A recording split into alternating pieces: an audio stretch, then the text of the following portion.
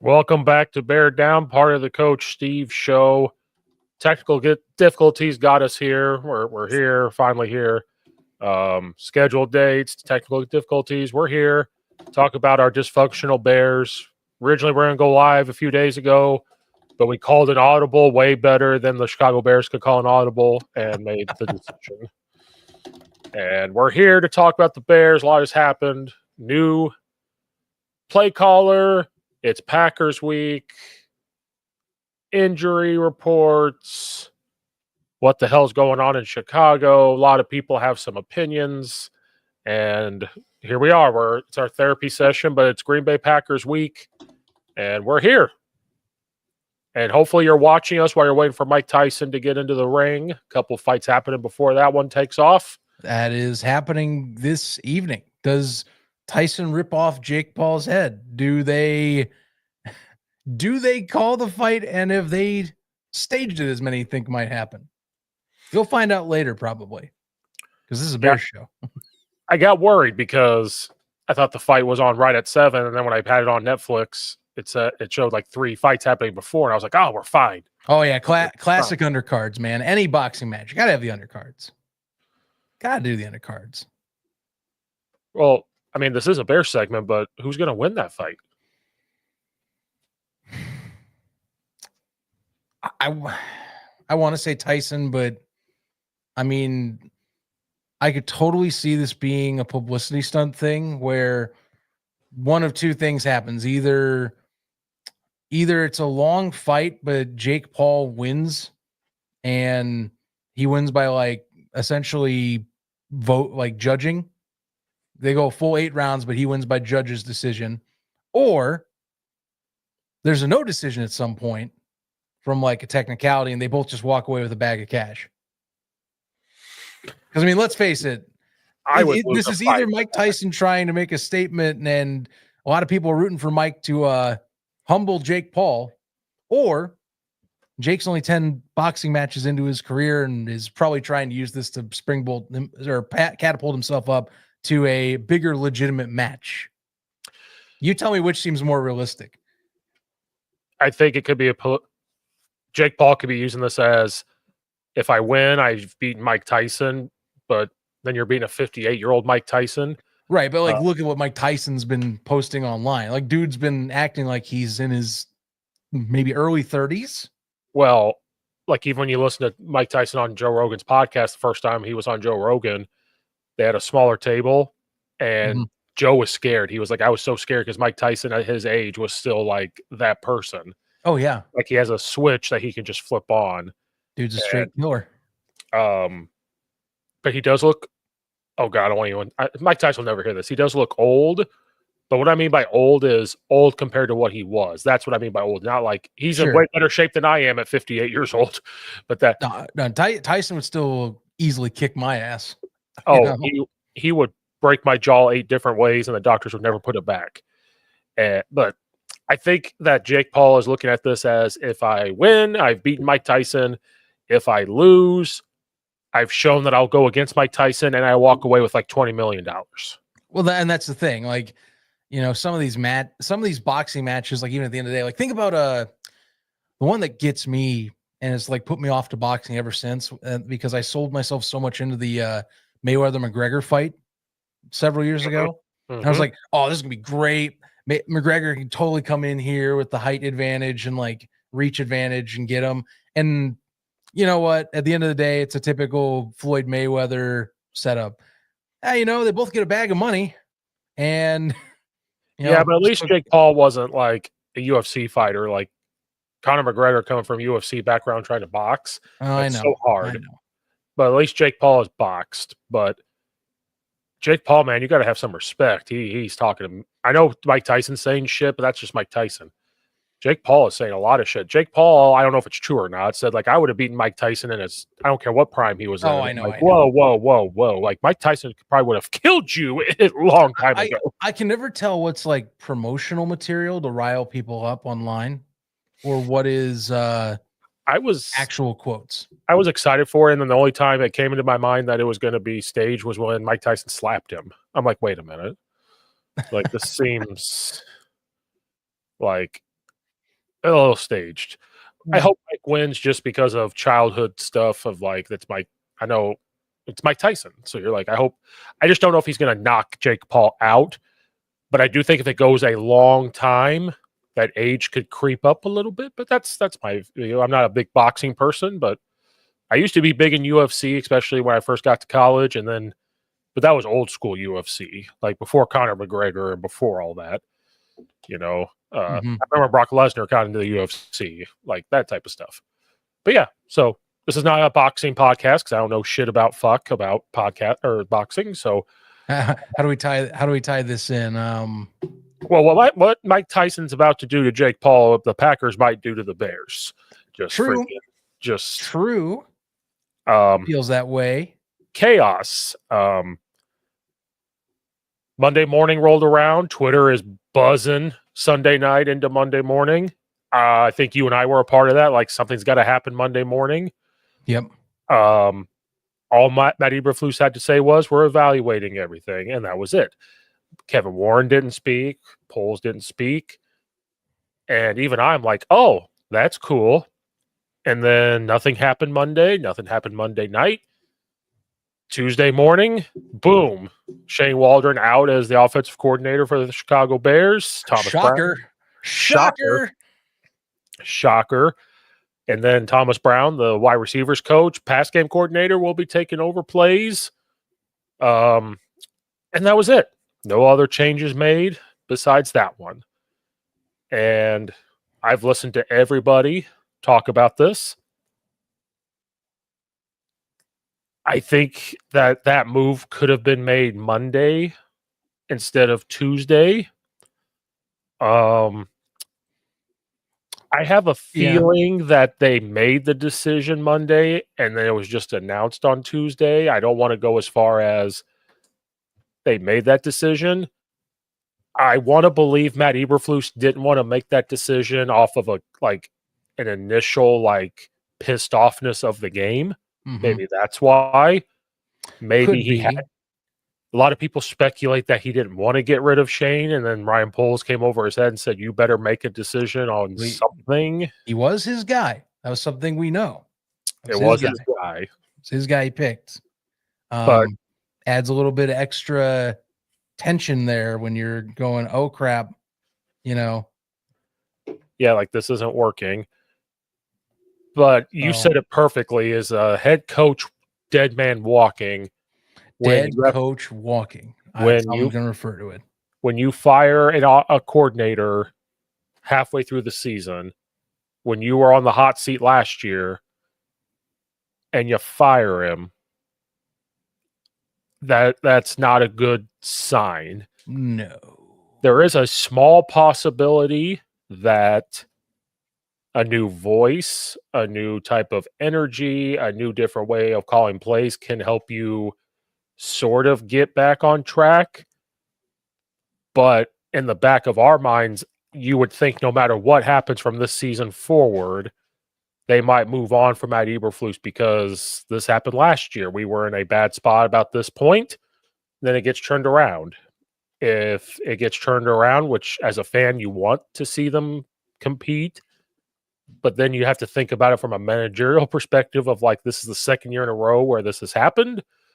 Maybe we need to move on, especially when you've passed up Kingsbury, when you've passed up Jim Harbaugh, when you've passed up a couple guys.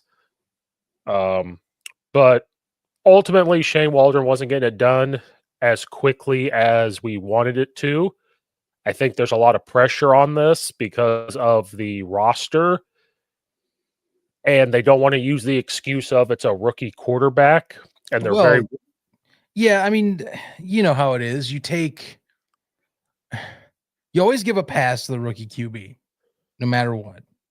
even first year, unless you're like a disaster like a Josh Rosen or Mhm. something.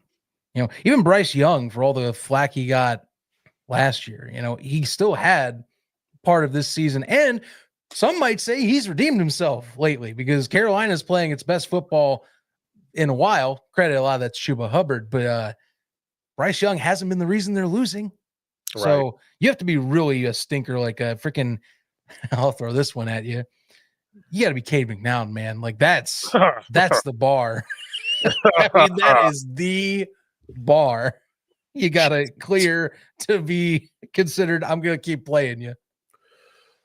But that's why the roster is awesome. Like, you're excited for that roster, but then it's also bad when it has to be a rookie QB because the Bears roster, besides a few pieces on defense and the O-line, is they have to win right now. Right. And with a rookie quarterback, it's hard to say win right now with a rookie quarterback. And I've said this for years. I personally think, and I said this with Matt Nagy, is that these coaches, like especially the NFL, want to run their stuff. Like, Correct. It's the NFL. You're an NFL player. You should be able to adapt to what I want to do. And there's truth to that and not truth to that. There's truth to that because they're a pro. Like, you're getting paid millions of dollars. You should be able to figure it out. And that's why I like college football more than NFL, because I think in college, coaching matters more than NFL sometimes. But it's not true because we said this with Justin Fields. He is a Lamar Jackson type of guy at the beginning of his career where you need to run triple option stuff with him because that's what was going to fit him better. Mhm. Matt Nagy wasn't going to do that. And Matt Eberflus doesn't want to do that. So I don't know if Shane Waldron was like, you need to do what I want to do, even though I thought they got that cleared up in their win streak. Like, hey, he can't do this stuff. We thought a lot of things were. I mean, we thought a lot of things were cleared up during that win. Like, again, felt like everything was changing during the win streak. Yeah. Right. I mean, it's, in college, and that's why this whole, and this could be a whole other episode, is like the quarterback play in the NFL has not been great over the last few years. And I think it's because the old timers are getting out. You have these young guys coming in. And I want to say it's because back in the day, everybody in college, for the most part, ran a pro-ish style offense. Like when Tom Brady was playing, they were doing that. Jim Harbaugh, even last year with Michigan, was still running that type of stuff. Mm-hmm. The only quarterback, like CJ Stroud, didn't run that stuff. And I know he's not doing as well this year as he did last year, but he's still a highly effective quarterback. And so that's the big question mark, is like in college, they're not going under center. They're not doing pro style. They're doing things. But you can't blame college coaches because it's become a huge business and they're fighting for their coaching lives as much as the NFL coaches. So like, I have to win and I have to do this. But in college, they will cater to the quarterback. Oh, this quarterback's a running quarterback. I better do X, Y, and Z because it's what's going to help us win. I don't think NFL guys do that as much as they should. Some do. The Ravens have done it. Wherever Baker Mayfield goes, they do it. Tom Brady, like they've done it. So it's just kind of frustrating, but rookie quarterback, he is making a lot of rookie mistakes. So not all of this is on Shane Waldron. I want that to be very clear, but Yes. it's the coaches that will get the blame and get out. I really hope that somebody didn't come over Matt Eberflus's head to fire him, because that's not a good look. That's what the vibe is feeling right now. Yeah. But we really don't know because Poles hasn't even talked. Like, nobody's talking about what happened. Some of them, I feel like they don't want to talk. Better to say nothing, right? Like the classic PR jargon. Just let stuff calm down. I guess, but my gut feeling is telling me that the way you hear Matt Eberflus talk is that he probably wanted to fire him Sunday night and Monday morning. But what I think it plays into that. This is what's interesting, is all the discussion around Shane on Tuesday was that it felt like an about face within 24 hours. Like the organization, yeah, they didn't commit, but it wasn't like they were fully done. You know, they were just like evaluating stuff. Maybe they were going to reposition where he was at in the organization and still like have his input. And then apparently you see these reports and they're saying, whoa, they fired him. Wait a minute. Okay, well, I guess he's gone. You know, that's what was weird. So that plays into what you're talking. Maybe they had to play the act a little bit. I'm going to throw out the fact of maybe Poles or Warren came in and said fire him. I'm not going to go that route. The route that I went, which do you think did though? Like your honest opinion. I would say if I believe who I would think my own perfect world would say Kevin Warren would say enough's enough. I'm going over your head. That's what I think. Because Eberflus is Poles' guy, right? Right. And so he kind of trusts decisions that he's going to make. But I was trying to look at it from like a coaching thing. And Matt Eberflus said he wanted to do this with the most respect, right? So when he said that, my mind immediately went to, I just wonder if Matt Eberflus had to like go home or sit in his office and like say, I can't make a decision based off of me being pissed. And usually you can sleep that off and make that decision the next morning. He looks at his family while he sits there that night. I can't do this anymore, but I have to. I can't do this. And so I'm wondering if Monday he was like, you know what? I want to do this the right way. Like, I want to talk to Ryan Poles. I want to bring Shane in and talk about, like, to be out of respect of instead of just bringing him in saying, you're fired. Like, I'm done with this. Like, if they're friends and that's his guy, did he bring him in Monday and say, let's talk about this and see if we can't come to something? Maybe they don't agree on how to fix it. Who knows? And my guess he was fired Monday at some point, then they released it Tuesday because I don't think they want to have that press conference and then like 2 hours later, oh, he's fired.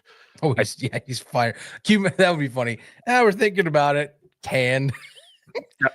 So that's what I think happened because I just don't want to go the route of Poles or Warren had to come in and say, like, you better fucking get rid of him or we're going to get rid of you. Like, I don't want. Oh, Jesus. No, I hope not. Is what I think. Now, what's crazy is the players are coming out and saying Shane was just too nice of a guy. Our off-season practices weren't that tough. Like, not like we weren't like. He let things go and he let things happen and stuff like that. Like these players were starting to come out and say these things.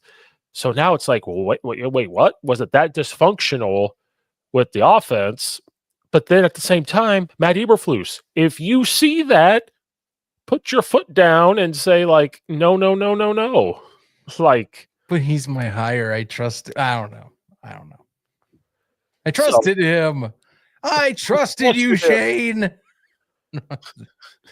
And you're about to cost me maybe my job, but I'm going to use you as a scapegoat. You're breaking my heart. You're breaking my heart. Tell you what, when I get fired at the end of the year, we'll meet for martinis. And then some of the players are saying, or they're probably that I've read a lot, and it was Shane just might have been too nice of a guy. Apparently, like he really is just too nice of a guy or something, and so all this and that. And that's why he was smiling on the sideline because he tries to like roll things off his shoulder and not like be a nice guy, not let it bother him and stuff like that. And so maybe for the personalities of that offense, maybe he wasn't the right fit with that, I guess. But I think it was a combination of things, a combination of like you're getting hired by a coach that was on the hot seat. So and then there's a lot of pressure on you to come in, and Chicago is a tough place.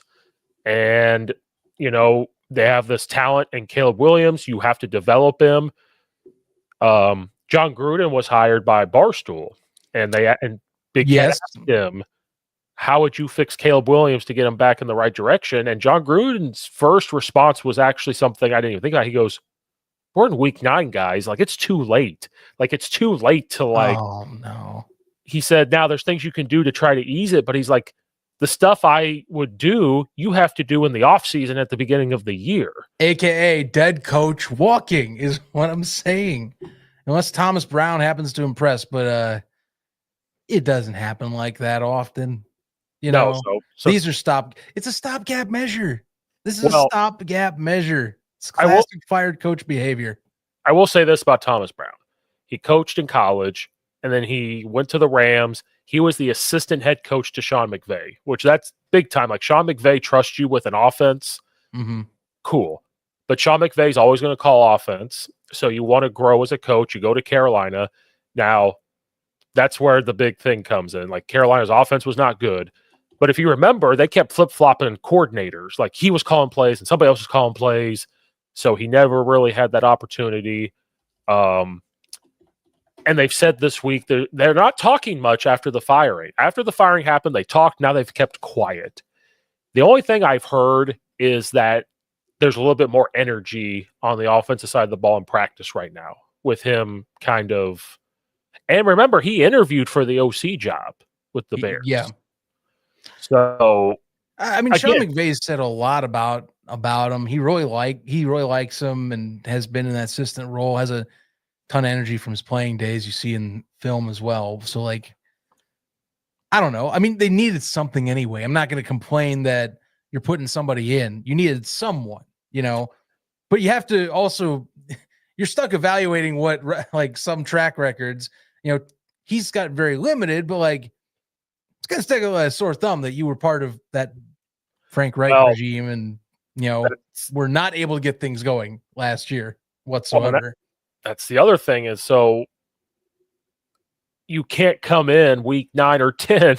Noted Chuba Hubbard and Bryce Young were on that same team last year. And Chuba Hubbard looks even better than I think he's been in any time he's been with Carolina. That too.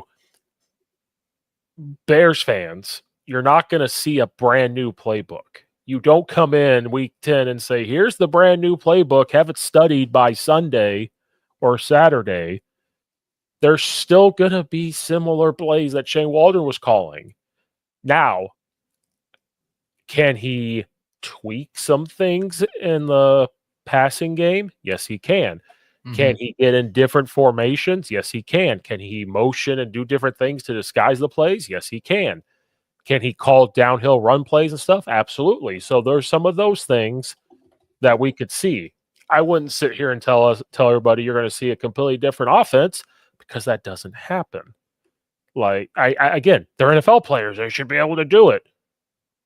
That it doesn't happen. He's not going to come in and just run a completely different offense. He'll call it different. He'll do things different. I'll give you an example. Our OC was gone for a Friday this year. He was going to be gone, so I had to call plays one of our Friday nights. Okay. I didn't come in and say, here's a brand new playbook that I want to do Friday night, guys. I called our plays. Right. But even the head coach said you called them different because we all have different personalities and all have different ways of thinking. I motioned a lot more. I called a play 2 times in a row because it worked. I'm just that type of person of like, I'm going to call the same play, just a different formation. That was just my thing. Can you stop me? That's what I see there. But that's just you know. Right. It's just you. Right. Like, I kept calling this one run play we have, and they didn't stop. And then all of a sudden they were putting like 4 guys over this one side every time they figured it out. The defense coordinator figured out what I was doing. And I said, okay, time to go on to the next run play. So I started doing that. And I'm not saying I'm a genius. I'm just a simple man. But like, to some people, if you watch it on film, you'd be like, oh, they're running a little bit of different offense. No, I was just giving it some eye candy. So I just don't want Bears fans and everybody to be like, oh, we're going to see a completely different offense. You might see a little bit of a swagger thing if he's younger and he's able to like do all that. It's a different voice, like whatever. But it's not a good thing when you promote somebody and say, like, you've got to do it now. And now, like you said, the plus side is he's called plays before. So he kind of has an understanding. Though it didn't go well, the thing we can hope for is that he learned from maybe some said mistakes and is like, I can do this. I have a better roster to work with here with like the speed guys. And so that's the only difference that I see. Sorry, I've been talking a lot today. Man, oh man. No, I think you have a lot to say because you're the coach. Okay. I'm the guy that's more watching couch co-op and kind of trying to put just my viewership and readings of how things work. You have a little bit more where you're actually in the moment. So I'm a nobody in a basement. I'm a nobody in my basement. You say this as your now credit we're football, but you say this as you end football season or be about to fully get into basketball season. Yeah, I tell people I don't cut my hair; it falls out. Like, sure, let's go with that. Give you some breathing room since I think you suggested you wanted to I'll take a nap. Take a nap. To put this lightly, whatever's going to be chosen here, it's just something, players just want, apparently in many droves, just wanted something different, I guess, which is the case. I mean, that's the case. Like, look, I can only imagine how many players were thinking the same thing where it's like, God, this is so predictable. As fans were doing, or reading the online, like, man, a lot of the same plays, huh? And they'd be like, yeah, kind of makes sense. Here's the thing I want to see. Like, you can have the same plays in the book, like you're talking, but look, there's two things I'm looking for. The predictability's got to go away. Is the thing. I cannot watch drives that use the same concepts over and over again until it's too late. And the other portion of this that I don't understand how this has happened now, 2 coordinators in a row, is the sense of urgency needs to be available somewhere that has not been since Matt Eberflus has taken this job and has had Luke Getsy come in for him. There has been a terrible, I would say, lack of forward motion of just quick, timed, and consistently executed plays. Whether it's 2-minute drill, whether it's throwing off teams by surprise, and doesn't matter who's behind center either. Justin Fields and Caleb Williams have both behind center wanted these things, and the coordinators will only do it once in a full moon, where they'll let a drive kind of just play out and let the QB take over and get in rhythm and do what he wants, and you can't do that every series, but in particular, 2-minute drill. You have to have a solid 2-minute drill offense, minimum to end halves, minimum to end games. It's not been there. Can Thomas Brown deliver on something like this? So you shouldn't call it draw. Varied play calling. Don't call a running back. Don't call a draw after you have a 15-yard pass play and basically kill a momentum of a drive. Like, just common sense knowledge. Feels like it's pretty common sense. I know fans will not always have that, but like a lot of us who watch feel like, that's not really the play I would call there either. Like, most people wouldn't call that. They probably would continue to hammer home in a secondary that at that point's on the back of their heels. And you just gave them a play to calm down. And like rolling out and having 2 receivers on top of each other doesn't work either. Pass concepts, that would be number 3. What changes to allow these pass concepts to not be and I'm going to say it like this, clusterfucks when they get together? Because that's a pass 2 coordinator issue. This isn't just a Luke Getsy problem. This was a Shane Waldron problem. Right. This is now a Matt Eberflus era problem. It's like a defining thing of any offensive production that his teams have had. For some reason, the receivers seem to find their way nearby each other like 1/3 of the game. And that's me being kind of generous towards less. I feel like that happens way more often than it does. Well, and there's a lot to talk about, but I think the next big thing is that this all happens during the Packers week. Like, it's your rival game. It's your biggest 2 games of the year are always the Packers. And most eyeballs on you too. It's one of the it's, I believe, one of the largest, close to national. It's Fox's highlight games with Tom Brady's going to be on this week. Like, all this is happening. And the worst part is, it's not like the Packers are a terrible team. They're coming in at 6-3. They are 3-1 on the road. So they play well on the road. The Packers defense is number 12. They are number 10 in rush defense and number 11 in scoring. The Bears offense is number 30 overall, 24 in the run and 30 in the pass. So you're going up against a They got the Packers got a new defense. This was an interesting thing that I heard. The best offensive game under Thomas Brown last year was against the Packers. Interesting. I think Carolina won, and like a very, very, I think it was by like a point or two. That was the best one. The Packers went out and got a new defensive coordinator this year, and it has shown. Yes, mostly it has. So you could correlate that, like, oh, Thomas Brown figured out the Packers. That maybe this is the only plus side that we're seeing here. But this all cluster and this distraction is coming during the Green Bay Packers week. So the report of they're having more energy at practice, is that because of Thomas Brown is now kind of the energy guy, or is it because it's Packers week? So we can't get that confused. Like, is it because of him, or is it because the Bears are finally like, oh, it's Packers week and we need this high energy? I mean, Green Bay should mean more. It's how it's always supposed to be. Even though the results, I can't say, have been reflecting how that's supposed to feel. We've had some close games. I think the last time was 17-9, which is a close game last year. I mean, Chicago had a winnable match. Honestly, Green Bay gave away opportunities at the end of the year. Right. So that part, sucks. I'd rather have that, like, any loss sucks. But remember the beginning of the season, unproven Jordan Love, they blow him out of the water in Chicago. Yes, I would agree. Tale of two seasons, but this is a frustrating thing because Jordan Love has been unhealthy, and the Packers their coaching staff still finds a way to have a quarterback do what they need him to do to win games or be put in a position. The Packers offense is number 3 overall. 3 in the rush and 7 in the pass, 9 in scoring. Believe it or not. That's pretty crazy, but yeah. The Packers always find a way to have a quarterback and just somehow always stay relevant. Every year, every time there's that small chance when I go, Green Bay's not going to be what they were, and I said that this year.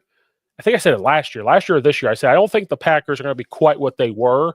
And they always find a way to stay in that hunt, and I don't know why. And I wish the Bears would somehow figure that out, and they don't. And so all this happening this week is just so super frustrating because it's supposed to be like the most hyped up game of the year when Packers come to Chicago first. Like it's like this is it. And so I'm very curious as to why they have more energy, but all you could hope for is that, like you said, does the offense just look like an offense? Like, can they? I'd be okay with long sustaining drives that don't score and they're actually doing things. And when I was looking at the film, there were some times, like my film clips, like some of them are a minute and a half. Yeah. Some of them are 6 minutes where they had the ball for a while. I'm okay with long sustaining drives that sometimes don't score, but if they're doing what they need to do and the defense just makes a big play, like they punch the ball out from a big pass or something, then you have to be like, okay, we're okay. Like we're doing some things here. And we just haven't seen that from the offense this past couple weeks. But the big thing is going to be Caleb Williams, because we can put a lot of blame on Shane Waldron, how he's coaching them, regressing. Part of it is on him because he's holding on the ball too long. On film, there's times where there's guys open, he's getting rid of it super quick. So it's either he's holding on to it too much or he's not letting it develop. And I already know what people will say when they hear that. Well, it's because the O-line's not blocking long enough. Bullshit. I have clips where they were blocking long enough. And if you just give it another second, DJ Moore could have been open deep, or you had an opportunity to get it deep. Yeah. And it just seems like Caleb Williams is trying not to make mistakes. Like I think that could be part of it. And you know what? He needs to let his inner Brent Favre come out and just sling it when he's Which is funny you say that, because on the other side of the ball, if you listen to any Packers fans, a lot of them feel like Jordan Love's the second coming of Brett Favre. Erratic as hell passer, but he gets the job done like 3 times out of 4, 4 times out of 5, whatever you want to call it. Yep. And I mean, the stats show like when he's healthy, like he's still thrown 10 picks this year. He tried just slinging it the first few games. And he's talking about Caleb, I think what he's talking. And I agree. I agree. You know, before the bye, they got him in a rhythm and he was starting to get comfortable, just kind of finding guys and moving around. You can talk about weak defenses all you want, but there was a rhythm going there. And then it started clamming up. Didn't go well, and I think they try to do some things different, and it's worse now. Yes and no. There's a difference between letting him sling it and throwing it 50 times. Yes. I think there's a distinct difference. So when I say, and I think Zach says, sling it, I'm not saying we got to throw it 40, 50 times a game. No, I don't want him to right now.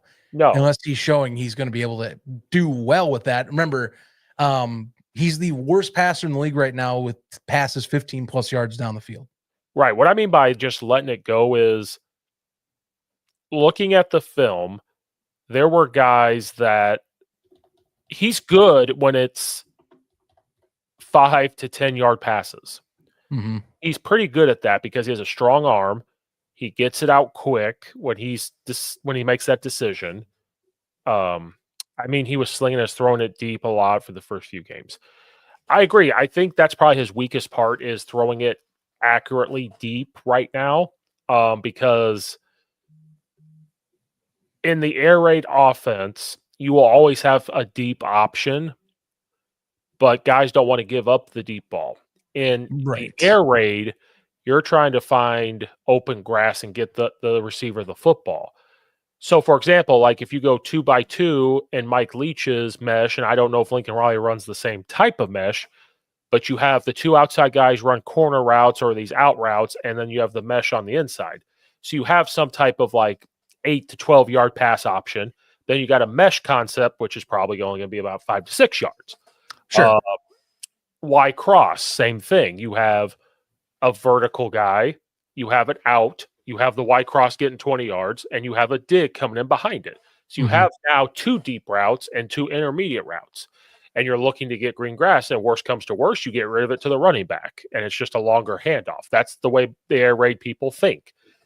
And him being in an air raid-ish system allows him just to find open grass.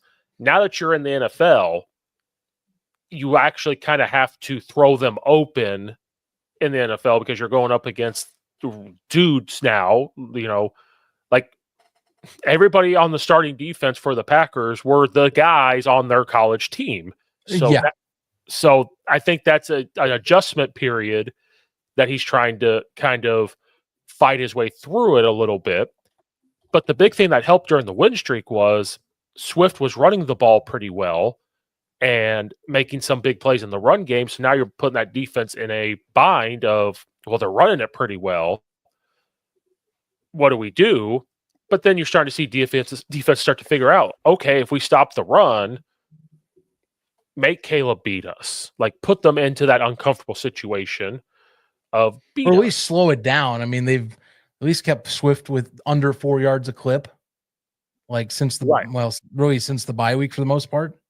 But I mean, even he doesn't look right. Like I don't think defenses are full out. We're stopping the run 100%. He's not run. He has moments. Don't get me wrong. Even in the he does. He does.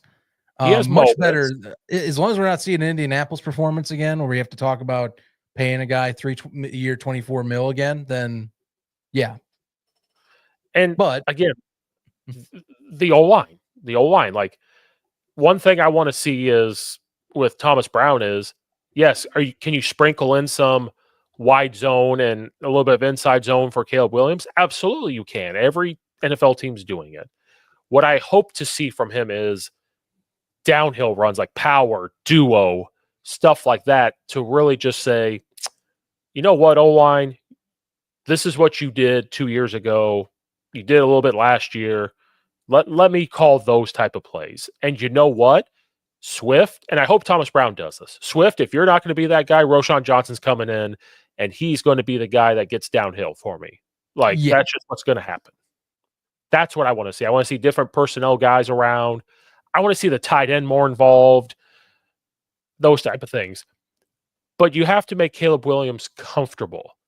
You have to make him super comfortable. And this is a controversial thing to say, according to CHGO podcast for According some. to CHGO. Note. For a specific host on there. Gee, I wonder which one it is, Steve. To dumb it down a little bit if it's too much. It's okay to dumb it down for a rookie quarterback in the NFL. If you dumb it down and just add a lot of motion and eye candy to it, he's going to be just fine. And you know what? Maybe don't want him audible no more unless it's a no huddle. And if it's no huddle, say you have 3 options and you're saying it into his headset. Like, pick one of these 2 or 3 things. That's it. And that's it. And guess what? We'll live and die by it. But if he can play fast and comfortable, do it. But according to some host, dumbing it down is not the right answer. Who coaches that? Status quo? That sounds about right. He was just saying like his development, like dumbing it down is going to make it worse and blah, blah.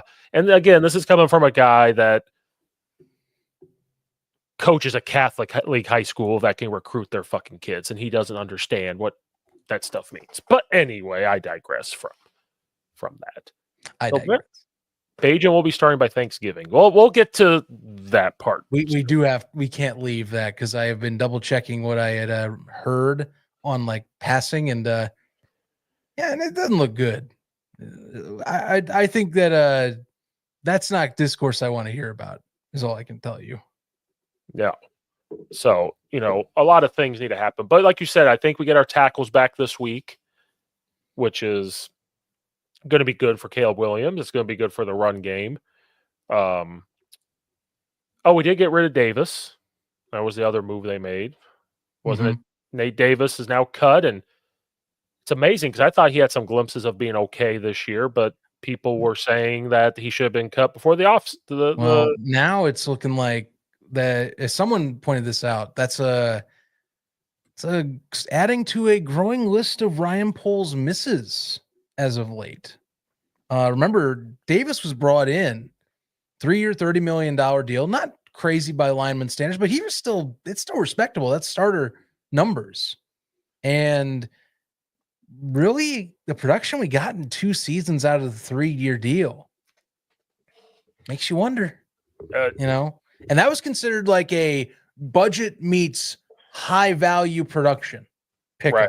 Because remember, Ryan doesn't like overspending for fancy linemen. He likes to, play money ball a little bit with that position that he used to play as, by the way, likes money ball at the lineman spot or drafting late. Well, and the next thing that was said right after that, which you and I talked about, because you talked about the Lions and Ford and what they did. How did they build up their team first? Got to build that O-line. The big boys up front have to be dominating on the other side. They invested in 2 position groups as they were building. O-line and D-line. That's where they built it up. And the stuff came around it later. Now, the other side of this coin is Ryan Poles I'm not saying he shouldn't have invested in O-line, but I like to try to give benefit of the doubt in certain situations and try to look at it from both sides. Unless it's CHGO, then I think about it a little different. Right.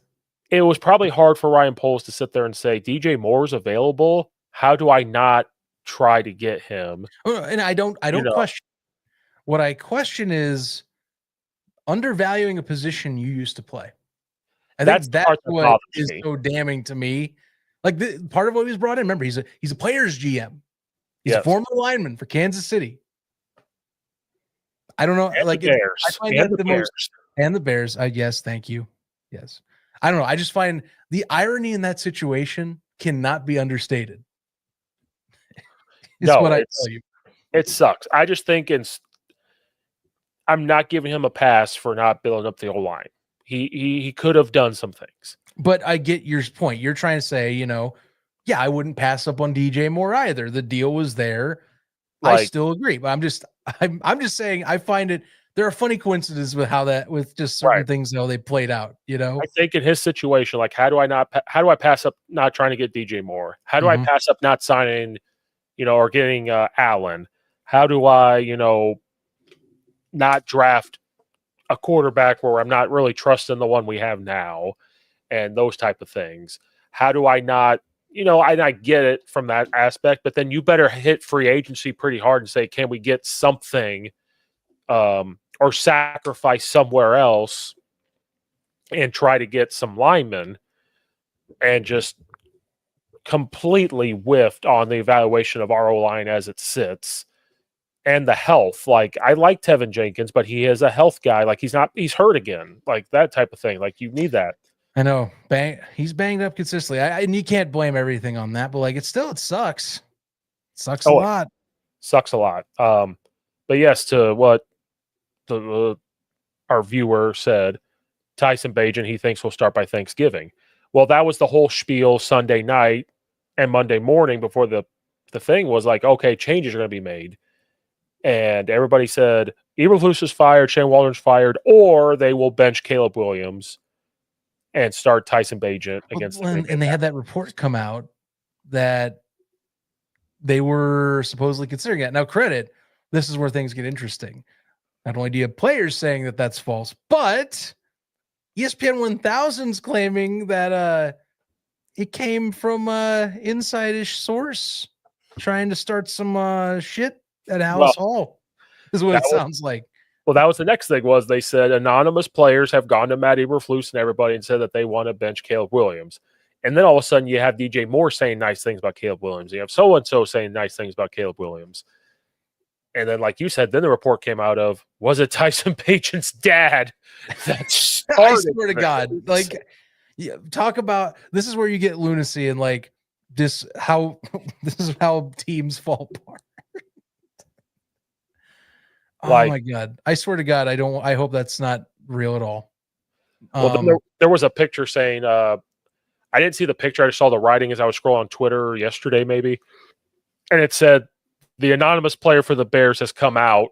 And I scroll up a little more and it's a picture of Tyson Bagent of like the anonymous source player has come out and talked about it. And they were making fun of it. Like it was Tyson Bagent that came out and said this. Unreal. That's been the stretch post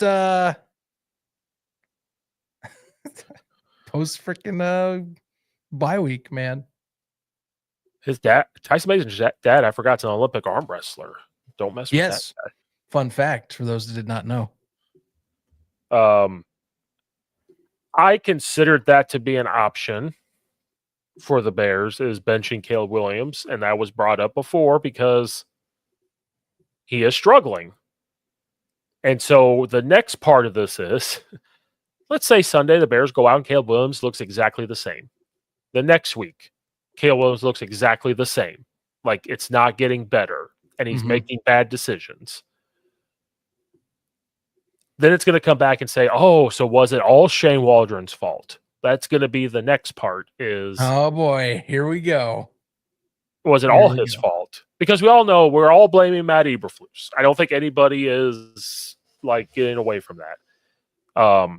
But that's going to be the next thing is if he continues to struggle with Thomas Brown calling offense, it's going to be brought up saying, oh, was it all Shane Waldron's fault? Maybe they should have benched him and see if that works. And it comes back to Tom Brady. Tom Brady said, playing these rookie quarterbacks like this all over the league, it does not go well. He straight up says, he's like, it really doesn't. And it's only worked out for two people. Tom Brady, but he played later on in the year because he was forced to because of the injury. And Peyton Manning. Like, it's really, I mean, unless I can't remember. I mean, I think you could, I don't want to hear about the Ravens and all that, him playing as a rookie, because they haven't won a Super Bowl, like it hasn't happened yet. No. But dude, can you imagine going back now and being like comparing rookie year Lamar Jackson, the man that they were like, you know what? Who cares about throwing? Run everything. Just run like a madman. Mm-hmm. Yeah, somebody tweeted this out. This week in Bears fandom, and this is all of us Bears fans right now. Shane Waldron fired. Nate Davis cut. Caleb Williams benching rumors. Turns out nobody wants Caleb benched. Tyson Bajan's dad conspiracy. And the Packers will probably, and it's Packers week. Like, this is our week right now. Oh, my God. And we could just be sitting here as Lions fans with our feet up in the air. Like, we're fine. I want you to know, my birthday came and gone.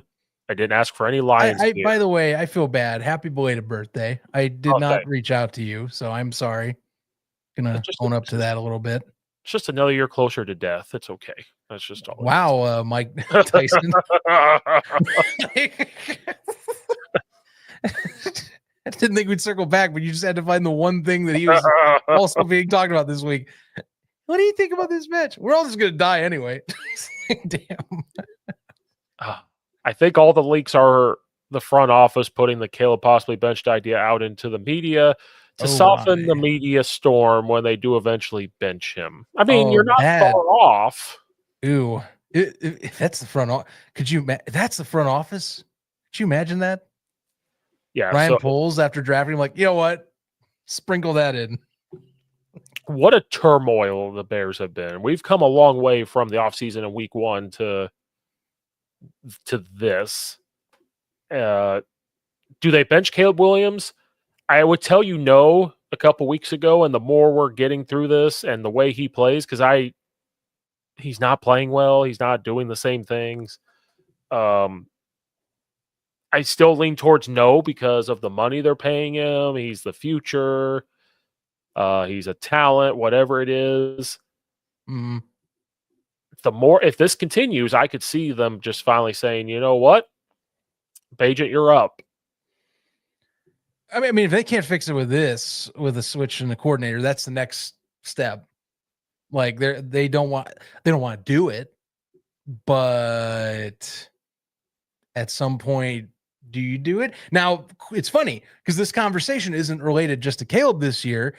Anthony Richardson's been in the spotlight about that debate. Do you bench a quarterback with only less than a season start, and does it wreck his morale? Right. You know, and credit, they've circled back around. They went to Anthony Richardson, which I think they just, some bad games from Joe Flacco after having some fantastic contests in relief. Go figure. But makes you wonder. And that situation's a little different. Anthony Richardson supposedly has been claimed to have some other issues where he's not has been up to snuff outside of the football field. So there's that. I'm talking like work ethic stuff is the report. It's not like anything illegal or anything, but like, well, the whole fact that he tapped out, like that type of stuff. Well, there's that, but I digress. Do we get to that point? I mean, even Bryce Young, who is like the poster child right now of QBs considered to be destroyed by organizational malpractice, got a full season to play. So do we pull that trigger? Like, I don't think we do. I don't know if we would. TB17 says all the players want Bajent, in my opinion. If the team quit on Caleb, they're going to have no choice. I'm not arguing with you, TB17. I assume that's Tom Brady. I have no idea. Maybe this is Tom Brady. Are you watching Tom Brady? Is it factual that they want Bajent in? Like, that's my big thing. I don't know if that's factual. I mean, they could be frustrated with Caleb, but that's the thing that sucks about sports is that if we had a different quarterback, like a quarterback that's doing well right now, if we had CJ Stroud or something, are we in a different position with the talent? And the thing is, the team gets older, right? I said this a couple years ago when we had Khalil Mack in them. Like, I wish they would have gotten it done because that defense was so good, but they get older. So if you're thinking about DJ Moore and Keenan Allen, these guys, like a whole nother year to try to do something is very frustrating. So I don't know if it's factual that they want Bajent. I'm not saying Bajent's the answer. because they tried it last year. He was a rookie, put him in a couple games, and he did some good things and some really bad things.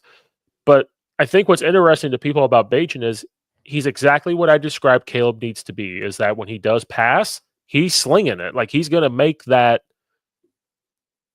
bad decision throw and some good decision throws. And you know what? We'll see. I mean, I'm going to watch the body language again, because when you watch film, DJ Moore has bad body language. The Keenan Allen sometimes does, and Caleb Williams' body language is bad. But I'm going to watch the receivers and stuff. If they continue to have the bad body language, maybe they are like, hey, like, what are we doing here? Like, we're not scoring. And that's the next thing you got to think about when you're Matt Eberflus. You may love Caleb Williams. He's a talent. If you don't really score this week, you have to make that decision and go, we haven't scored a touchdown in 4 weeks. Oh, do we really have to talk about if they go 8 quarters plus of no touchdowns? I do believe DJ said, dog, I need you on the sideline against Houston. It might have. To Bajent. I mean, DJ Moore's been under the microscope a lot this year because his body language and like some of the stuff that's been going on with this discourse, like it seems like he always does. He seems to be somewhat in the center of it. He's like he's a big team voice. And he's the highest paid Chicago Bears player, and he's too. The highest paid Chicago Bears player as well, who is not getting anywhere near the production he was last year in his top season as a professional football player, by the way. But I think that's the next thing that we're missing too, is like, who's the leader of this Bears team? Like, who's this voice that they could turn and listen to? Good question. I don't know if DJ Moore's that person. Like, even how he does interviews, I don't know what. Maybe he is, and I don't know. I mean, you would think Keenan Allen maybe, because he's been around. Swift, like, I heard that too. I think it was John Gruden again. Like, he said this to Big Cat. He was like, he brought this up, leadership. And he said, think about it for a second. He's like, guys, think about it for a second. You have a rookie quarterback. Mm-hmm. You have Swift coming from a different team. Still, like, he can't just come in and, like, I'm the guy. Like, him. DJ Moore may not be that person. Cole Kmet may not be that person. Mm-hmm. He said on defense, Britzker's been out. We haven't even talked about Britzker. Britzker's been out for, like, almost the whole season. So, like, that in the way Stevenson acted. So on the field, who is the person that they're going to turn to and be that leader on either side of the ball, right? And I thought about that. I'm like, you're right. Like, who is that person? We're so used to having Brian Urlacher. We're so used to having Khalil Mack. We're so used to having these guys on offense. We're so used to having, like, guys. And so I'm not saying that's the core issue, but that has to feed into this a little bit of when things are going bad, who's the person that can help you do that? And I'm sorry, like, I want DJ Moore to do that, but watching the body language, that's the stuff you don't want to see either from, like, our head coach says this perfectly. Don't be a thumb upper. And a thumb upper is when you go,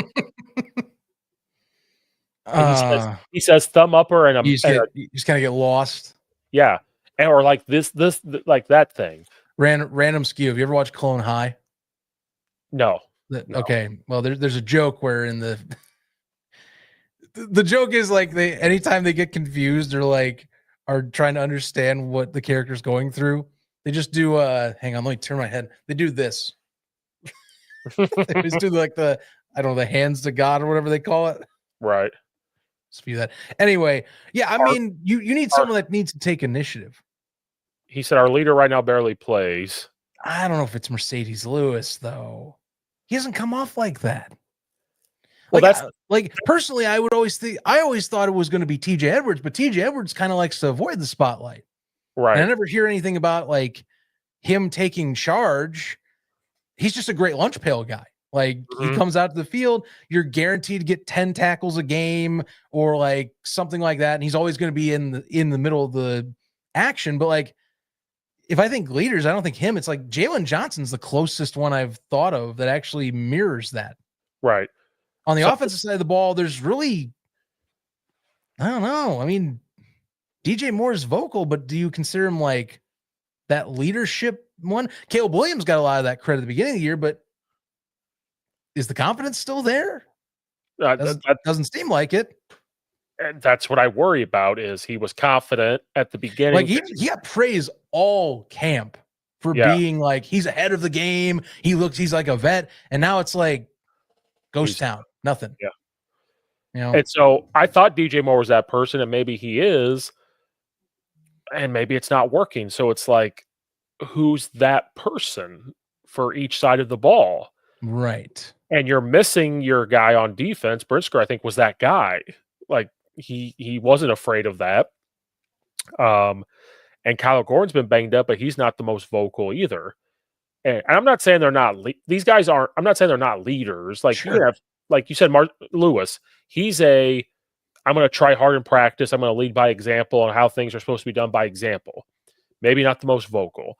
Because like they've had so many player meetings too, like players only meetings, and like that's the time when you have a Jason Witten stand up and call everybody out. Like I remember that on Hard Knocks or on the Amazon Prime one. He stood up in front of everybody and called people out. He didn't care.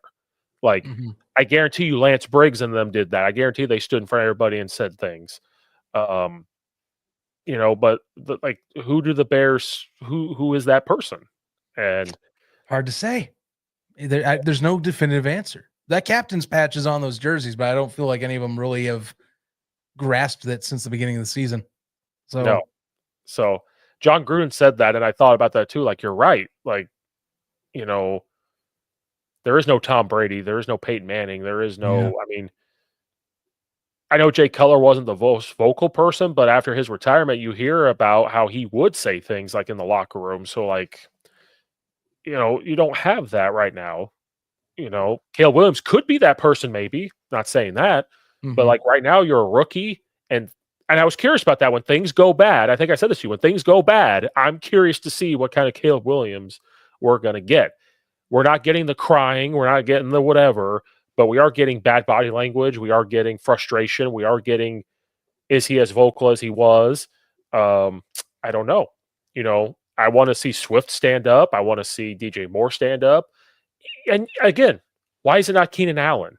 Like, why is, like, you would think that person would stand up. I mean, he was kind of brought in for that. And again, maybe I'm just missing stuff, but I don't know. I think he's just coming in and he's doing the best he can, but I'm not saying he's taking charge of the locker room or anything, you know? Yeah, I don't know. So it's a lot to unpack this week with this Packers game. Right. And I think there's that. You've got the element of, I think, right on face value. You know, you talk about, you know, coaching with the coordinator. Well, sorry, Matt LaFleur has run roughshod over Matt Eberflus every one of his first 4 matchups in this league. And it's been obvious. Like, I know we talk about games where Matt Eberflus is, you clearly tell he's not a good head coach.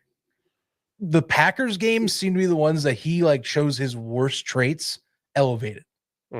So, I mean, you want to continue that conversation on if he sticks around next year, it's going to start even more. It's going to grow this week if they lose again. And if he has a few of his marquee moments, doesn't call timeouts, calls bad reviews for some reason. You name it. Those are usually the bigger ones, but you know, doesn't understand situational awareness as well, you know. And remember, he's also D coordinator, which I'm going to be keeping an eye on him because, as we've talked, Green Bay's rush offense is really damn good, even better than last year's. And it's been 3 straight weeks, and he hasn't adjusted his game plan. So, you know, and I don't know, part of it's personnel, but I also argue some of it might just be game plans. So, what's up, buddy? That's your side of the ball. Just a reminder. George said the biggest problem in this team is the O-line and the head coach, not Caleb. I disagree with that 100. This statement. Well, and it's funny because you got TB17 coming in right away. O-line ain't even that bad. Middle of the line is. I'm not like Colton Shelton is garbage. He is not the right choice. They have never addressed that properly under Ryan Poles. The guard portion I feel like is been just rotation because of health. Maybe Ryan Bates is the guy this time around. now that he's healthy. I want to put this statement back yeah. up. This type of statement, I appreciate you watching, George. You're always welcome to chime in. This is not an argument, but this type of statement pisses me off. And it's pissed me off since Justin Fields has been around, because I hate when everybody puts the blame on the offensive line, because everybody thinks they're big fat guys that just have to push people around. And that's not what they do. I blame the O-line, head coach, and Caleb and the OC. I blame everybody. Caleb Williams does a lot of mistakes. The O-line has some mistakes. The head coach, obviously, you just pointed out a lot of mistakes that he has made. I mean, I could talk all day about how this man shouldn't have been here after last year, but you know what I'm saying. Please continue. You know, and so when we say the biggest problem is the offensive line, it's not like they're not trying. I just don't think some of the stuff that's happening is putting them in the best position possible. Is some things on them? Absolutely. But all 9 of those sacks last week, not all 9 are on that offensive line. People need to understand when the quarterback is in charge of where to put the line in pass protection. Sometimes they can do it on their own if they don't get anything, or if they see something, they can quickly change it their own. That's why you see the center and stuff always pointing like they can change it. But here's the thing. When the quarterback decides to move because he thinks there's pressure coming, Caleb Williams has happy feet right now. He has happy feet. So he wants to move. When the quarterback moves, it causes that defensive lineman to move. The linemen are expecting the quarterback to be somewhere, and if he shifts over, it causes that. So sometimes it is on the quarterback. When the quarterback goes onto the ball for 3 to 4 to 5 seconds, that's on the quarterback. Yes. It is very hard. I do this with the O-linemen at practice all the time. I have a stopwatch, and I say, you're going to pass protect or run block for 5 seconds. You don't stop till you hear the whistle. Go. And they go. I'll blow the whistle. And they go, oh my God, that was 5 seconds? I'm like, yeah, it feels like a long time, doesn't it? Like, I don't think people understand how long that is. It's very tough, especially when the defense is just bringing people. And on top of it, George, when you have inconsistent O-line starters at different positions, it is so hard to play right tackle and then it has to be played left tackle. So I hate that. What did he have to say now? Wasn't Jay Cutler sacked like 10 times in a game once? Jay Cutler's drops, though, he just backpedals. Like, don't get me started. I love Jay Cutler, but don't get me started on that. Freaking, that was against New York. That was against the Giants. Still remember that game. The Bears might have their future center by picking up Ricky Stromberg. Yes. I don't mind that. Like, look, invest in your line and start doing, like, it's been 3 years. Okay. We clearly can tell that pieces have been neglected. What are you going to do about it? You know, okay, you're not going to spend on the big free agent. Fine. Well, you're going to waste another year with, credit parts injury, but like, again, weaknesses in the interior, which again can be very much exploited because it's the most direct route to a quarterback. It also messes up a lot of run concepts for teams where the most direct route forward down the field is up the A gaps in particular. If you can't block the A gaps and if you can't stop blitzes up the A gaps, or you can't have a center who, by the way, is considered the leader on an offensive line who's supposed to designate and try and read out where blitzes are coming from, where you're going to get maybe some inconsistencies on who gets what assignment up at the line, that is the worst position to have neglected over the last 3 seasons. And they've never resolved it. They have not found something to fix it. And yes, I hope to God that they do this season, but like, why are we at this point? We shouldn't be, but we are. Again, offensive lineman GM neglecting the line. The funniest thing in the NFL that I think not enough Bears fans talk about. An O-lineman neglecting offensive line protection. That's hilarious in the worst way possible. The irony. Such irony. Yeah, I don't know. I got a little fired up there. I'm trying to calm myself down. I hate that type of statement.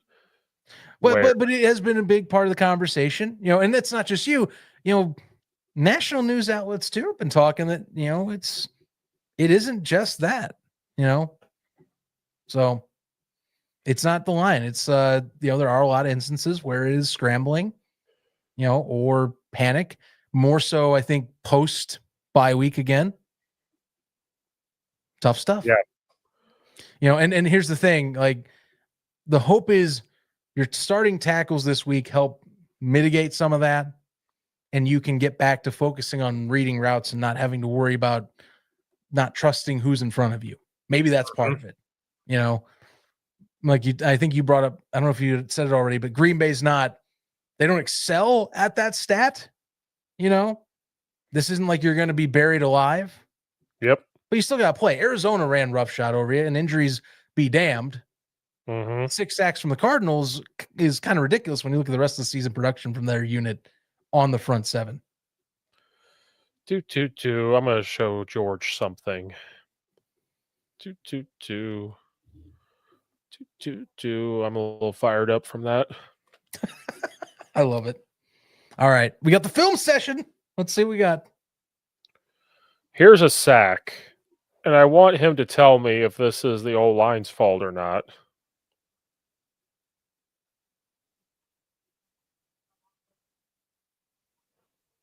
I don't think so.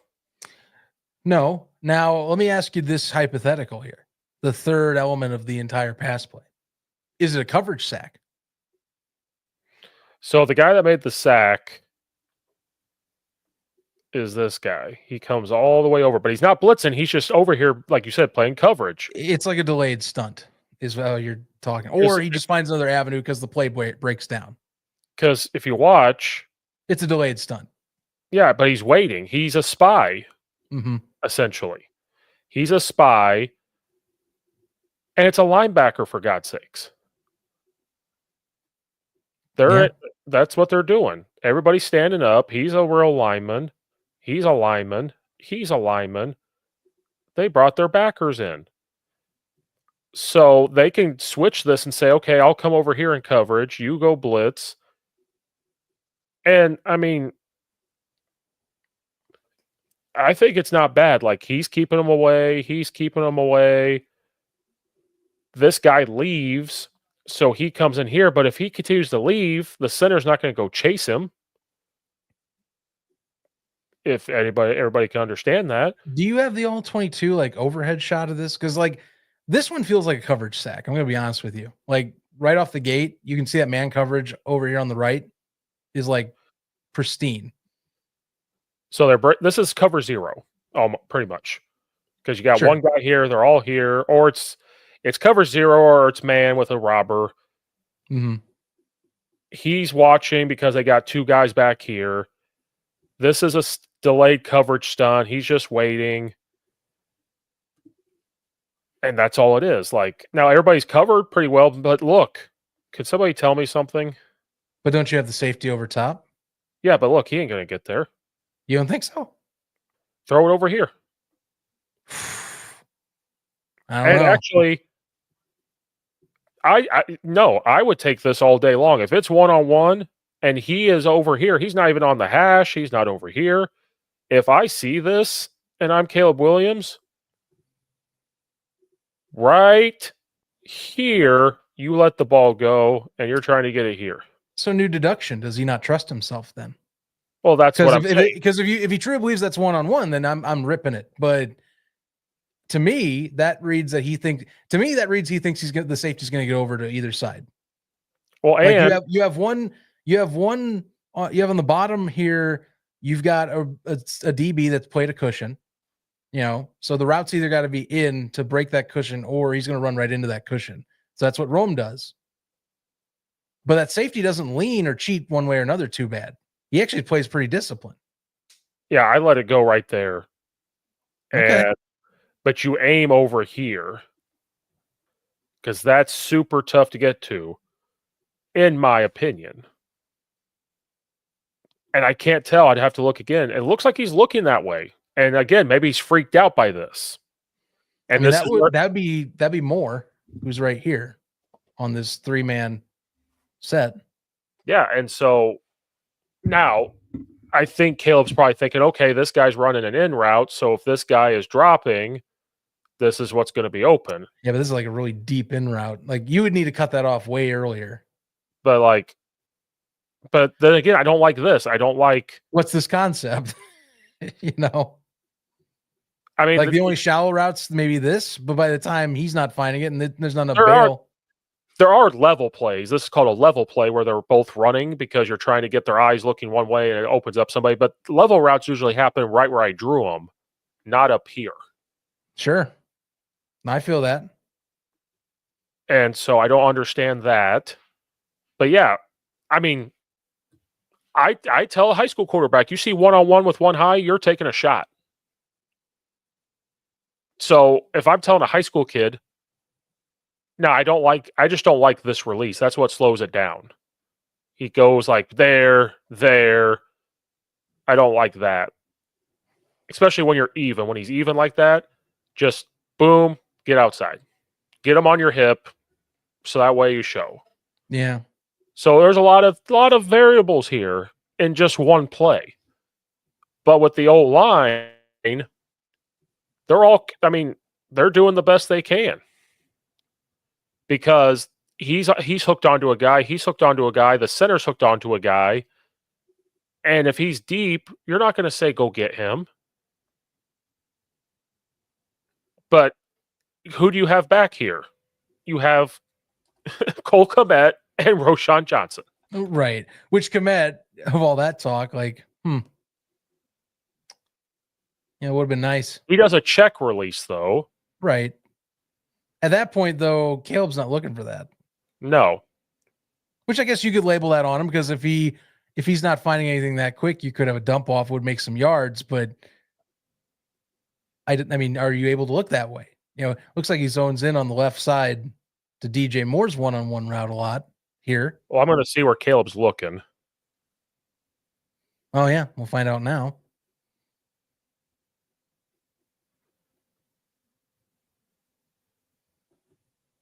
Let's see. He looks to the left. He's staring at the safety. He is literally staring at the safety. Trying to look off the safety. So I think that's why he wanted this. But that route happens so deep. Like yeah, that but did you see though? He looks like he looked back to DJ though. Yeah, so that's why I don't like if you, and maybe that was the look off, try and get the over top of Keelan Allen. Maybe, but I see one-on-one press, one high safety. Look over here. If you look over there, maybe he'll freeze or take a step and then take your shot. In my opinion. That's a pitch play, which worked. That was actually a good play for once. Wide zone, which didn't work. Nah, I remember that play.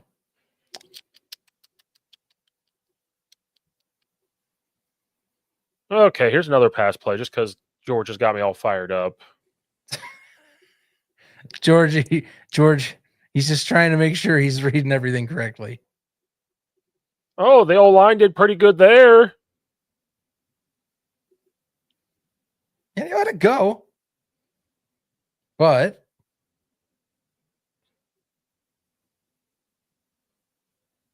everybody's covered. Everybody's covered. And I'll be frank, like we can talk like there's three pillars to every pass play.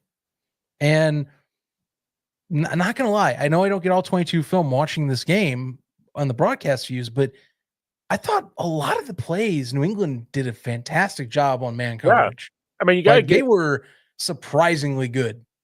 Yeah, which either is a detriment to how these plays were drawn up, or New England just came in there with an attitude saying we're just going to beat our guys off the line every time. Because there's a lot of good man coverage in this game. I'll be frank. That was something I did notice against New England. But this is what I want to see more of. I know we didn't get a ton of yards, but that's fine. 3 yards in a cloud of dust. Like, just make a pile, put your foot down. Yeah. But Swift may not be that guy. But they're going to try to make him because they're paying him money. Mm-hmm. I'm trying to find all the pass plays now, Georgie. You're making this podcast go way longer. I'm going to get a divorce because this is taking forever. Seems like, let's see, TB17. Seems like he has PTSD from always inaccurate deep balls and turns down a lot of long passes now. Yeah, I think so. And I think he just doesn't want to make a mistake. Guess what? The season is screwed, so you might as well just take your shot. Yeah.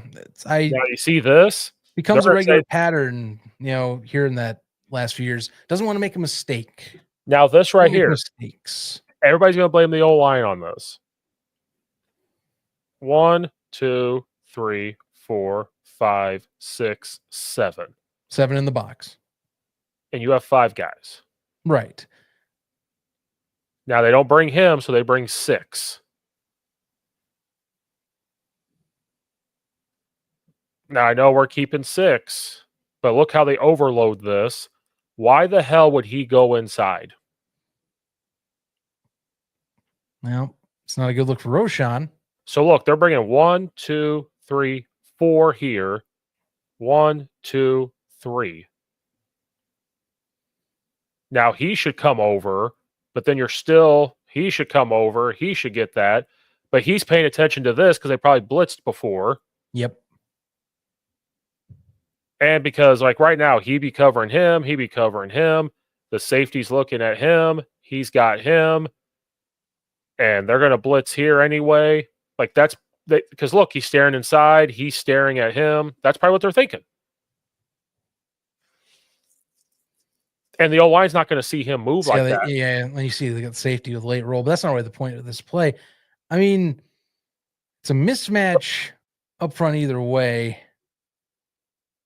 But clearly, like one specific block was missed here, really, passed off.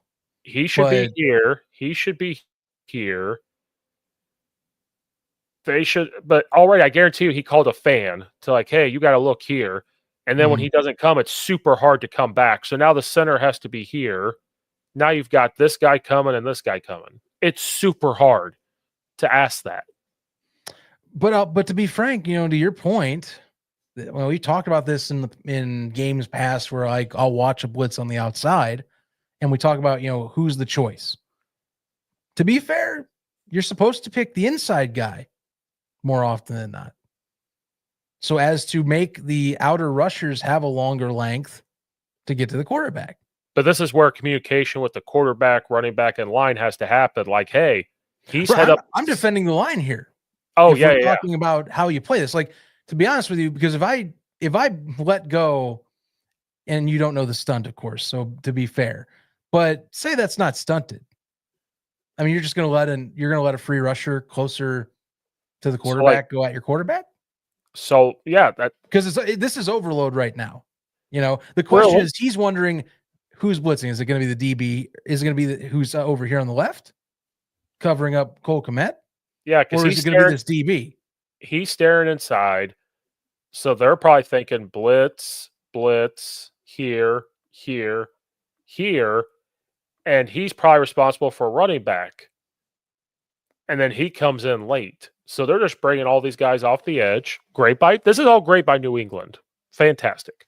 I mean, I know that that's not been said much this week, but their coverage was really good from the plays I was paying attention to it. Like, they really did do a good job.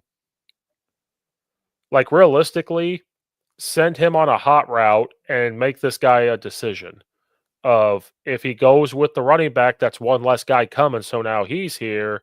He's going to have to stay up the head guy.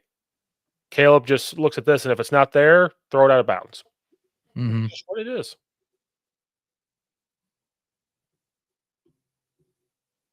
This play was stupid. Oh, this one's been talked about all week. Like, I don't know. This is like one of the marquee, like, Shane Waldron, like, ones to go at him for being fired. Like, what the fuck is this? No line didn't do it well, but again, if they're not good at it, don't do it. Well, look at the first thing. how do you call that bootleg? Like, it's kind of hard to do a bootleg when your defensive front is wide that far. Right. Because Yeah, even backside pressure, you're going to have someone catch up eventually, which is what happened here. I don't understand it. Hey, great job by the O-line, though. Yeah. That was a poor pass. Decent man coverage, but poor pass is what led to incompletion there. But look. They're on top of each other. I know. The continued Cardinal sins. I can't What's tell the point of calling 3 and 4 receiver sets if you can't find ways to creatively open space for any of them? That part I don't understand. Like, sure, there's route concepts designed where like you have one that maybe you get an accidental rub or like it's harder to like track, for like man coverage. But this does nothing. They don't go near enough each other, but it's near enough to where it disrupts the passing routes. But like this pass, this right here should happen early on in the game. To like, oh, they're blitzing. Cool. There's the running back. There's pressure coming. Awesome. Now, people could say he's open, but like if you look at it, that guy's right there. He's probably freaked out to throw it. It's all good. But like this is the type of stuff that should happen. This is later, like this is at the end of the game. Yeah.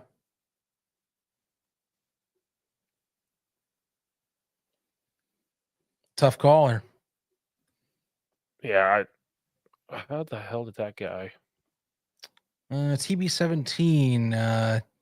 And I think it was for one of the past. I think it was the one we were talking about with Moore and Allen nearby, where Moore didn't catch it. I think it's because Moore's slow. Or Keenan Allen. Keenan Allen. Maybe. Like I said, all that is in play. But I'm just all right. I'm okay. I'm done. I think we've gotten your fill of. I think you've proven your point enough, or at least have made the discussion varied enough about it. Yeah. I mean, that's something you're going to keep an eye on because, as much as Bears fans like to try and dog Jair Alexander in the Packers secondary, I hate to break it to you, but the Packers secondary has never been that bad. No. Ever since Matt LaFleur's taken over, they've been pretty good. And Jair Alexander is a good DB. Mm-hmm. People like to dog him on the Bears side because we have little to dog the Packers for because we get whooped near every year. But it's a lame case every year when I hear that. Like someone always says it. And I'm like, no, I think we're just trying to cope. Mm-hmm. I think that's just a coping mechanism to find something to talk about. So got to keep an eye because Packers will play that well. Again, healthier line this week. Should be a team that, while not like upper echelon of sacks or pressures, still, it's Green Bay. Still trying to see if we can get the ball to some people fast. Yeah, because it's not just the line. It's not just Caleb Williams. It's a big conglomerated mess. So, I'm not feeling pretty good about this game at all. Nothing feels good. It's Green Bay week in the 2000s. I never feel good about it. Like, I'm almost going to sit here and say it's like a 27-3 or 7 loss. Ooh, you think you get? Now let me be clear. I heard this right. You think they go 10 quarters without a touchdown? Like remember that the implications of that alone. I mean, I'm not confident. And credit. We said last week, can you imagine what happens if they lose to New England? And they did, and they fell that low. I'm just saying. I'll go 28-10. I mean, hey, you do what you do. I just find it fascinating because imagine what it will be like to say to people we have had 10 scoreless quarters with 2 coordinators. Well, a question would be, if they don't score does Matty Eberflus get fired? And I said, No. I think that's gone now because of how they fired Shane Waldron. I think that stuff's out the window now. My hope for an early search is already gone. It's not happening. It's going to be like it's literally going to be like a 27-7 game, 28-7, 28-10 type of loss. I have no confidence in beating because the offense and because the Bears somehow, some way cannot stop the run. Mm-hmm. And that's what I think is going to happen. I want to be proven wrong. That's why I'm doing all this. I want to be proven wrong. But I just don't feel good about how the Packers are playing defense, how well they're moving the ball on offense, no matter who's at quarterback. The chess match between their coaches and our coaches, our head coach and stuff. Yeah, more like chess match. I more put it as a survival test, and it's not for the guy in green and yellow, by the way. No. So that's what I think. I do think they score a touchdown. I do think they break that. But first half, I think they get stalled. I don't buy that they're gonna score in the first half. They never have. Why start I think they'll get 2 field goals. They'll go into halftime like 14-6. And they'll make it kind of like close. They'll get a touchdown, make it kind of close-ish, but I think Green Bay pulls away at the end. I think they win 27-16. That's my final score. Oh, you're going high scoring 16. Yeah, yes, I daring today, are we? I'm very daring today. Yeah. 3 field goals, one touchdown. It's going to be third quarter. It's going to be like a third quarter, like early fourth quarter TD to give us hope. And then the Packers sap it away as they usually do under Matt LaFleur, or Jordan Love gets his act together. Jordan Love's going to me, I got one prediction. Jordan Love's going to give the ball away at least once. Yes. He's a freaking gunsling. He's a gunslinging, loose ball carrying wild card. Yep. But the thing is, much like Josh Allen in some ways, not all, by the way, do not compare Josh Allen and Jordan Love together, except for the fact that they play bad for part of quarter, and then all of a sudden the man starts whipping the ball around, and you're like, what the hell happened here? So 27-16, Chicago will lose. More discourse about discussing Matt Eberflus, but they get the monkey off their back with a touchdown, and then it's going to be more of a focus on the head coach and less on Thomas Brown, because Thomas Brown's the interim OC. So that'll be the difference, Yep. That'll be the difference there. Well, Bears will lose most likely, and it'll be a sad feels Sunday. That way. Feels that way. And then we'll see how the season goes from there. Downward spiral of what could have been.